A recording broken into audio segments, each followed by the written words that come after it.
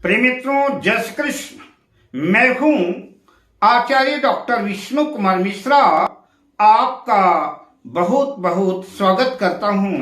आज हम इस स्पेशल एपिसोड पर यूपीएससी के अंतर्गत आने वाली कुछ महत्वपूर्ण पद जैसे आईएएस, आईपीएस, आईएएफएस आदि के संदर्भ में हम आपसे इस वीडियो पर विशिष्ट चर्चा करेंगे।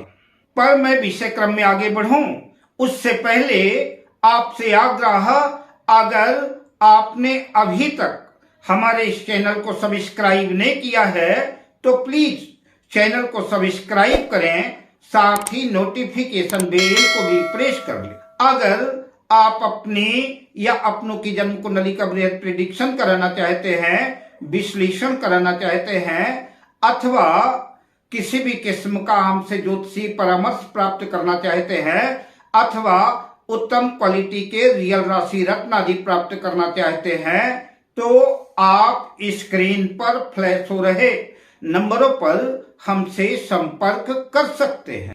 आपकी जन्म पत्रिका के पंचम भाव शिक्षा भाव के स्वामी और नवम भाव उच्च शिक्षा भाव के स्वामी, चाहे जो भी ग्रह हो, उनका अपना महत्वपूर्ण स्थान तो है ही, किंतु इन महत्वपूर्ण पदों पर सुशोभित होने के लिए सबसे पहले कुंडली में मैं चर्चा करूंगा चंद्रमा की।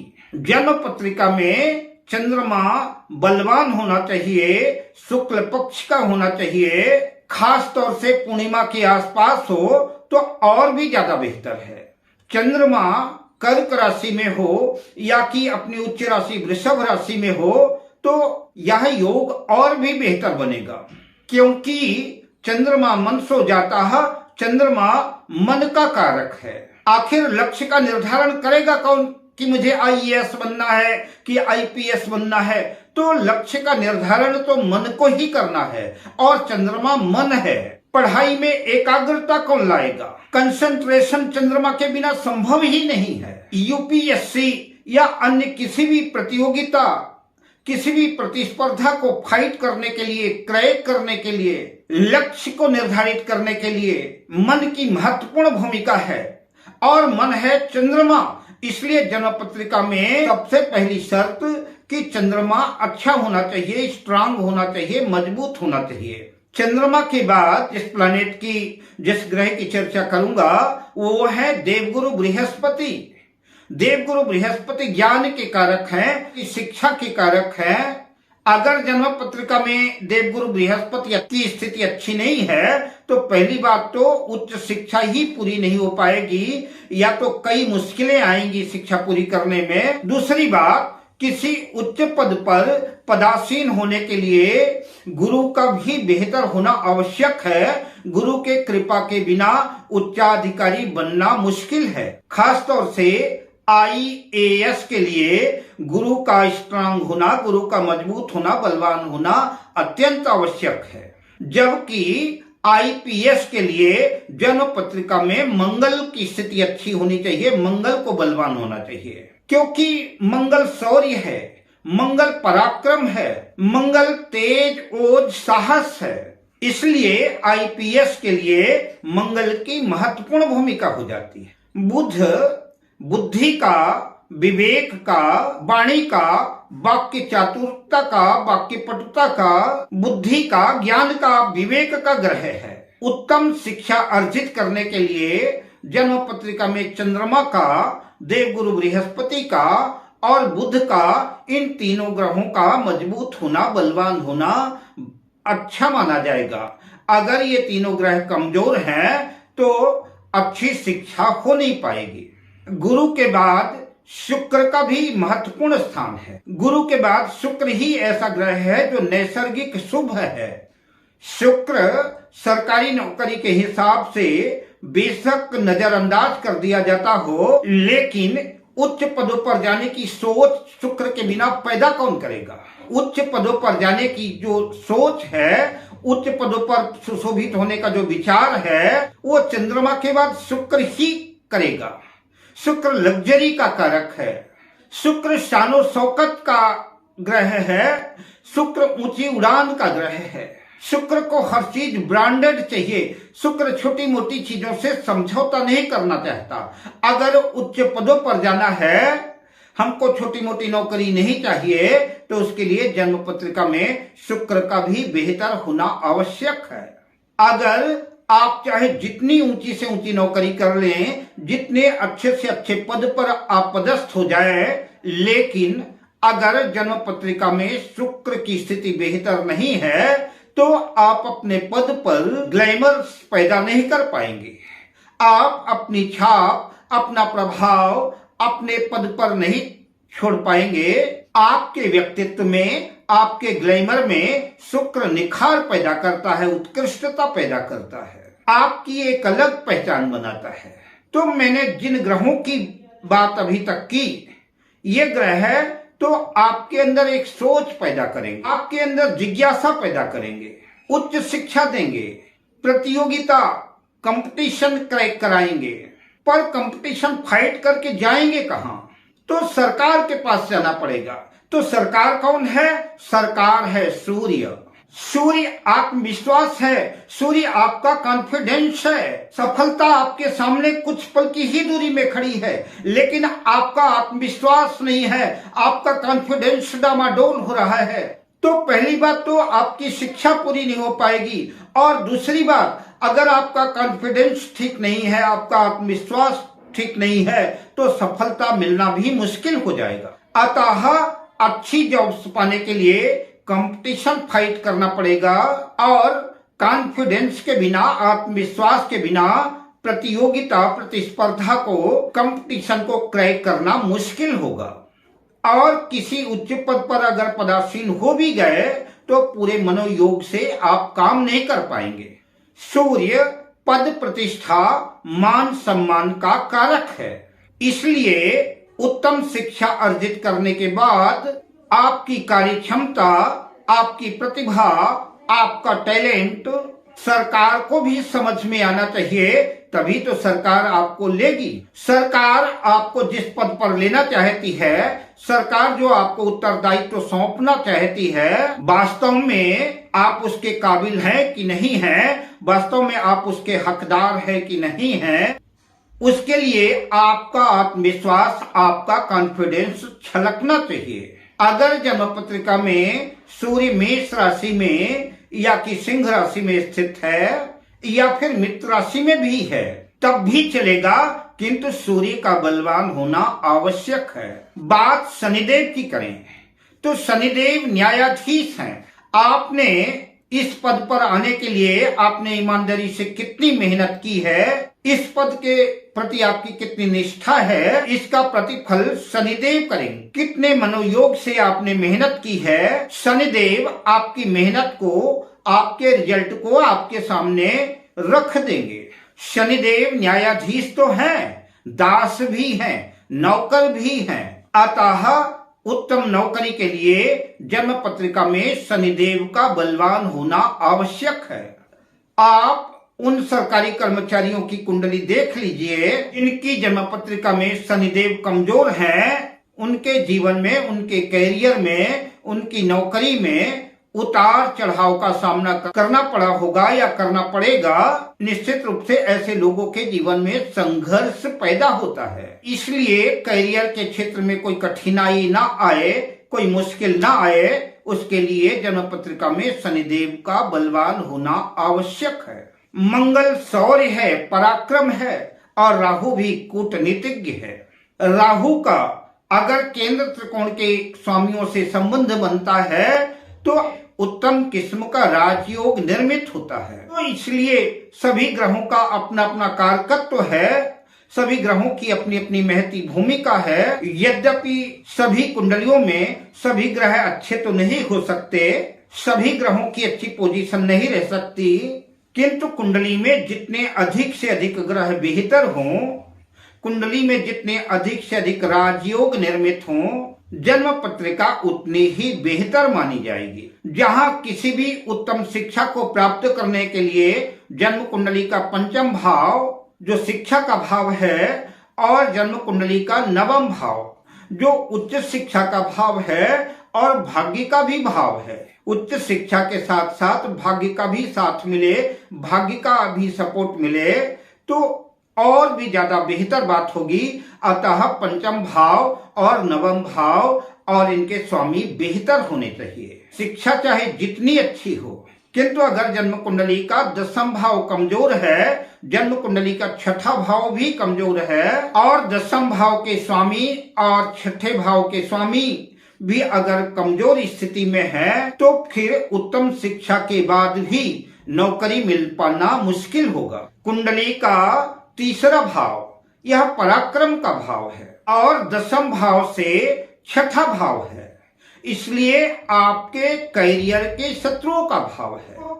तीसरा भाव भी जो है मजबूत होना चाहिए, बलवान होना चाहिए, तभी आप अपने नौकरी में, आप अपने करियर के शत्रुओं का मुकाबला कर पाने में सक्षम होंगे। कई बार ऐसा देखा गया है कि जन्म कुंडली का तृतीय भाव अगर कमजोर है और नवम भाव अगर कमजोर है तो ऐसे में उच्चाधिकारी की तो बात छोड़िए, बड़ी नौकरियों की बात छोड़िए, कई बार ऐसे जातक चपरासी की नौकरी के लिए भी तरस जाते हैं। इसलिए जन्म पत्रिका का तृतीय भाव और नवम भाव भी अच्छा होना चाहिए, बेहतर होना चाहिए। और बात लग्न की करें तो लग्न जो है पूरी जन्म कुंडली के राजयोगों का भोक्ता है, इसलिए लग्न और लग्नेश को तो बलवान होना ही चाहिए, स्ट्रांग होना ही चाहिए। पराक्रम दिखाएगा कौन? लग्नेश दिखाएगा। नौकरी करेगा कौन? लग्नेश करेगा। तो इसलिए जन्म पत्रिका में लग्न और लग्नेश जन्म पत्रिका के प्राण हैं, इनका भी अच्छा होना अच्छा माना जाए, इनका भी अच्छा होना आवश्यक है, वरना बात बनते बनते बिगड़ भी सकती है। थोड़ी सी कुंडली के कुछ अन्य सूत्रों की चर्चा मैं आपसे करता हूं, इसके बाद मैं जन्म पत्रिका के विशिष्ट राजयोगों की बात करूंगा आपसे, तो कि आपको विशिष्ट पदों पर ले जाते हैं। जन्म पत्रिका में लग्न का और पंचम भाव का किसी भी तरह से संबंध बनता है, चाहे संबंध राशि परिवर्तन का हो, दृष्टि का हो, युति का हो। अगर पंचम भाव और लग्न का संबंध बनता है तो उच्च पदों पर जाने के योग बनेंगे। लग्नेश पंचमेश की युति लग्न में हो, द्वितीय भाव में हो, तृतीय भाव में हो, चतुर्थ भाव में हो, पंचम भाव में हो, छठे भाव में हो, सप्तम भाव में हो, नवम भाव में हो, दसम भाव में हो या कि एकादश लाभ भाव में हो तो उच्च सरकारी नौकरी का योग बनेगा। इसके साथ कुंडली के अन्य योगों को भी देखना आवश्यक होगा। ठीक इसी तरह से लग्नेश और खष्ठेश, लग्नेश और भाग्येश, लग्नेश और दशमेश किसी का भी संबंध बनता है, लग्न का छठे भाव से संबंध बनता है, लग्न का नवम भाव से संबंध बनता है, लग्न का दसम भाव से संबंध बनता है या इनके स्वामियों से, इन भावों से राशि परिवर्तन होता है या कि इनकी युति जन्म पत्रिका के लग्न में, द्वितीय भाव में, तृतीय भाव में, चतुर्थ भाव में, पंचम भाव में, छठे भाव में, सप्तम भाव में, नवम भाव में, दसम भाव में, एकादश भाव में अगर होती है तो सरकारी नौकरी के योग बनेंगे। ऐसे जातक उच्च पदाधिकारी हो सकते हैं। अगर जन्म पत्रिका में ऐसे योग बने या कि केंद्र त्रिकोण भाव के स्वामियों का किसी भी तरह से संबंध बना है तो आप यूपीएससी, आईएएस, आईपीएस आदि जो भी आपको यूपीएससी के अंतर्गत पसंद हो उसकी तैयारी कर सकते हैं। किंतु बेहतर होगा कि आपको अगर ज्योतिष के बारे में पूरा डीपली नॉलेज नहीं है तो किसी योग्य ज्योतिषी से परामर्श ले लें तो और भी बेहतर होगा। सर्वाधिक महत्वपूर्ण बात, लग्न के स्वामी, दसम भाव के स्वामी, नवम भाव के स्वामी और छठे भाव के स्वामी की युति अगर इन्हीं भाव में होती है तो आप पूरे मनोयोग से पूरे कॉन्फिडेंस के साथ, पूरे आत्मविश्वास के साथ यूपीएससी के अंतर्गत आने वाली परीक्षाओं में आप अपनी रुचि के अनुसार तैयारी कर सकते हैं। सफलता कदम चूमेगी। आपकी जन्म पत्रिका में पंच महापुरुष योग निर्मित हैं। लग्न में मेष राशि में, वृश्चिक राशि में, मकर राशि में अगर मंगल स्थित है तो रुचक नामक पंच महापुरुष राजयोग बनेगा। बुध अगर केंद्र के किसी भी भाव में मिथुन राशि में, कन्या राशि में स्थित है तो भद्र नामक पंच महापुरुष राजयोग बनेगा। देवगुरु बृहस्पति अगर केंद्र में कर्क राशि यानी अपनी उच्च राशि में होते हैं, धनु राशि में होते हैं, मीन राशि में होते हैं तो हंस नामक पंच महापुरुष राजयोग बनेगा। शुक्र अगर केंद्र में मीन राशि में अपनी उच्च राशि में स्थित होते हैं या कि तुला राशि में या कि वृषभ राशि में स्थित होते हैं तो मालव्य नामक पंच महापुरुष राजयोग बनेगा। ठीक इसी तरह से शनिदेव भी केंद्र में अगर तुला राशि में अपनी उच्च राशि में स्थित होते हैं अथवा मकर राशि, कुंभ राशि में स्थित होते हैं तो सस नामक पंच महापुरुष राजयोग बनेगा। तो आपकी पत्रिका में कोई भी पंच महापुरुष राजयोग बन रहा है, एक या एक से अधिक बन रहे हैं तो अति उत्तम बात है। लेकिन अगर एक दो पंच महापुरुष राजयोग भी बन रहे हैं और उसमें शुक्ल पक्ष के चंद्रमा की अगर दृष्टि जाती है तो आप निश्चित रूप से अपने मनपसंद उच्चाधिकारी नौकरी के लिए तैयारी कर सकते हैं। या कि चंद्रमा के साथ कोई भी शुभ ग्रह गुरु, शुक्र या अकेला बुध अगर किसी भी पंच महापुरुष राजयोग को देखता है तब भी जो है आप यूपीएससी के क्षेत्र में सफलता अर्जित करेंगे। पूरे मनोयोग से तैयारी कर सकते हैं। दसम भाव में कोई उच्च का ग्रह बैठा हो, कोई भी ग्रह उच्च का हो, बेशक राहु ही क्यों न हो, और उसमें गुरु की दृष्टि कहीं से भी पड़ जाए, शुक्ल पक्ष के चंद्रमा की दृष्टि पड़ जाए, शुक्र की दृष्टि पड़ जाए या बुध की दृष्टि पड़ जाए तो यह अच्छा योग माना जाएगा। साथ ही गुरु, सूर्य और मंगल की अगर दृष्टि पड़ती है तो यह सोने में सुहागे जैसी स्थिति होगी। यद्यपि संदर्भ में बात कहने को, सूत्र रखने के बहुत सी बातें हैं पर वीडियो लंबा हो जाएगा। अन्य बातों को, अन्य सूत्रों को किसी दूसरे वीडियो पर पुनः चर्चा करेंगे। आइए मैं विशिष्ट राजयोगों की श्रृंखला में प्रवेश करते हैं। भारतीय लोक सेवा आयोग, इंडियन एडमिनिस्ट्रेटिव सर्विस IAS के लिए कुंडली में सूर्य और शनि का संबंध दसम भाव से या कि दसम भाव के स्वामी के साथ होना आवश्यक है। बात IPS की करें तो IPS के लिए, इंडियन पुलिस सर्विस के लिए मंगल की महत्वपूर्ण भूमिका हो जाती है। मंगल जितना बलवान होगा, जितना बेहतर होगा और उतना ही इस योग के लिए बेहतर योग बनेगा। तो मंगल का दसम भाव का या कि दसम भाव के स्वामी के साथ किसी भी तरह का अगर संबंध बनता है तो IPS के मार्ग में जाने में सफलता अर्जित होगी। आप IPS की तैयारी कर सकते हैं। तो IPS के लिए मंगल का दसम भाव या दसम भाव के स्वामी के साथ संबंध होना आवश्यक है। बात IFS, इंडियन फॉरेन सर्विस की करूं तो इसके लिए बुध और राहु का संबंध दसम भाव या दसम भाव के स्वामी के साथ होना आवश्यक है। साथ ही जब विदेश में, आउट ऑफ कंट्री में, फॉरेन में जाने की बात हो जाती है तो जन्म कुंडली का 12वां भाव भी विचारणीय हो जाता है, जो कि विदेश का भाव है। अतः 10th हाउस से 12th हाउस का भी किसी न किसी रूप से संबंध होना चाहिए, तभी यह घटना घटित होगी। IA and AS, Indian audit and account service, भारतीय लेखा परीक्षा और लेखा सेवा के लिए सूर्य, बुध और शनि की महत्वपूर्ण भूमिका है। सूर्य, बुध और शनि का संबंध दशम भाव या दशम भाव के स्वामी के साथ होना आवश्यक है।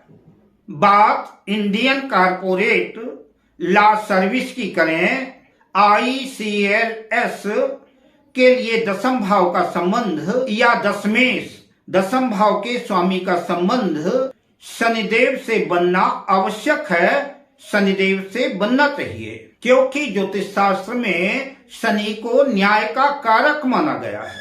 Indian defence account service IDAS के लिए मंगल की महत्वपूर्ण भूमिका हो जाती है। अतः मंगल और बुध का संबंध दशम भाव से या दशम भाव के स्वामी के साथ होना चाहिए। बात IIS इंडियन इंफॉर्मेशन सर्विस की करें तो राहु का संबंध दशम भाव या दशम भाव के स्वामी के साथ होना चाहिए। इंडियन पोस्टल सर्विस, भारतीय डाक सेवा IPOS के लिए बुध और शनि दोनों का संबंध दशम भाव से या दशम भाव के स्वामी के साथ होना चाहिए। इंडियन रेलवे अकाउंट सर्विस, इसके लिए शनि, बुध और राहु का संबंध दशम भाव या दशम भाव के स्वामी के साथ होना चाहिए। इंडियन रेलवे पर्सनल सर्विस यानी भारतीय रेलवे कार्मिक सेवा IRPS के लिए शनि, राहु और बृहस्पति का संबंध दशम भाव या दशम भाव के स्वामी के साथ होना चाहिए। साथ ही दशम भाव का संबंध थर्ड हाउस से भी होना चाहिए। तृतीय भाव का दशम भाव से संबंध होना आवश्यक है। भारतीय रेलवे यातायात service IRTS Indian railway traffic service के लिए दशम भाव या दशम भाव के स्वामी का संबंध सूर्य और शनि के साथ होना चाहिए। Indian railway protection force service RPF के लिए दशम भाव या दशम भाव के स्वामी का संबंध थर्ड हाउस से तृतीय भाव से होना चाहिए। साथ ही सूर्य, मंगल और राहु का भी संबंध दशम भाव से होना चाहिए। बात इंडियन रेवेन्यू सर्विस की करें, IRS भारतीय राजस्व सेवा के लिए दशम भाव या दशम भाव के स्वामी का संबंध अष्टम भाव या अष्टम भाव के स्वामी के साथ होना चाहिए। साथ ही दशम भाव के स्वामी का संबंध सूर्य, मंगल, बुध से भी होना चाहिए। इंडियन ट्रेड सर्विस ITS भारतीय व्यापार सेवा के लिए दशम भाव या दशम भाव के स्वामी का संबंध 12वें भाव के स्वामी के साथ होना चाहिए। साथ ही सूर्य, बुध, राहु या तो 12वें भाव में स्थित हो 12th हाउस में, या कि दशम भाव 10th हाउस में स्थित हो। इस तरह से UPSC के अंतर्गत बहुत ढेर सारी परीक्षाएं आयोजित होती हैं, ढेर सारी जॉब्स हैं। मैंने कुछ बिंदु, कुछ पदों के लिए कुछ सूत्र आपके सामने रखा है। अब मैं मंगल कामना के साथ आपसे लेता हूं विदा। जय श्री कृष्ण।